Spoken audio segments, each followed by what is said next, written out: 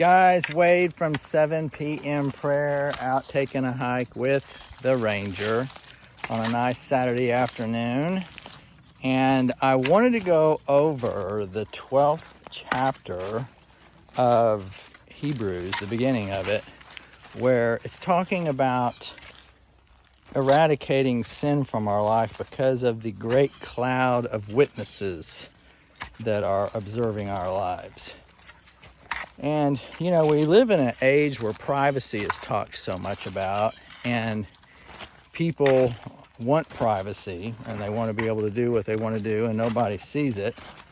But I think the thing that all of us need to be aware of, and this definitely includes your prayer life, is that you are being observed. People that have gone on before you, God, you know, all of the spirits and the afterworld that are relevant to you, it would appear, are cognizant of what you do and don't do.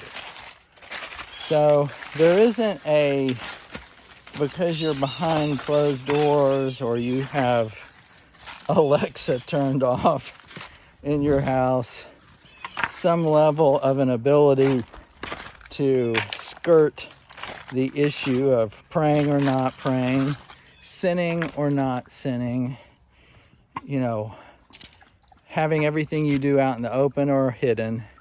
It's all being made aware to those that we are concerned about in the spirit realm. So the Bible tells us this. And even if there wasn't a single one of them other than God, He is aware of all of it.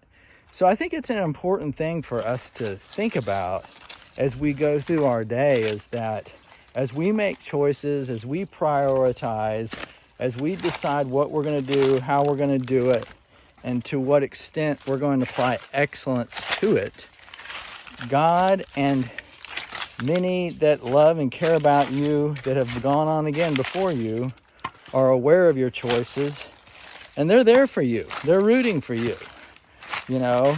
And if you're doing things you shouldn't do, they're aware of that, and they're not rooting for that. So, obviously, we don't just not do bad things because we don't want someone to see them. And as a matter of fact, you know, I know years ago, when I was kind of dialing myself in on all this Christian stuff, you know, at first, I felt like I was kind of fighting a battle that was me trying to be good. And I realized that that was just a really bad way to live.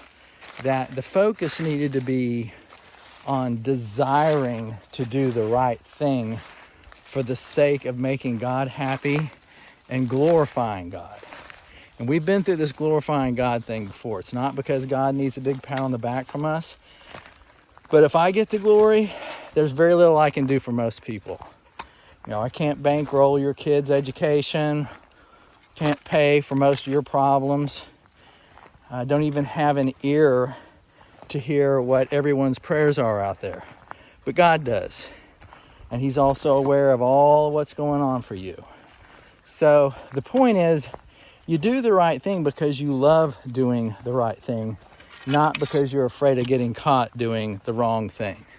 But it is important. Read that 12th chapter of Hebrews.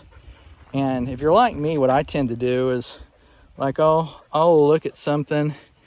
I want to read like the 12th chapter of Hebrews, and I'll pick up, you know, where a thought was started prior to that, so that I can kind of roll into it with the momentum of what he was carrying. So maybe that started in the 10th chapter, who knows? But I'll start there and then read till I complete a thought. That's how I do a lot of my Bible reading. You know, I don't have a mission of reading this much. I want to glean a thought, something I can carry out of a session with God, in a prayer session and a reading of the Bible session, because typically I can't apply 5 great new concepts. Even applying 2 is difficult. But you give me one thing that I can work on and get that right, I can do that.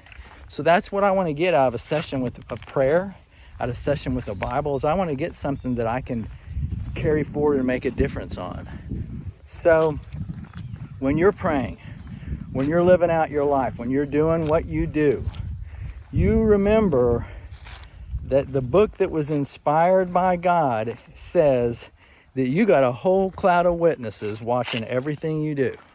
So you don't want to be ashamed, so don't do the wrong thing because of that. You do want to be in a position of being happy that you could be called well done, good and faithful servant. So pleasing God is huge. We've done so much to displease him. Anytime I think I can put a smile on his face, my gosh, that's so worth it. So read that book, that chapter in Hebrews. Focus on that God's always watching you. Do the right thing because you love doing the right thing.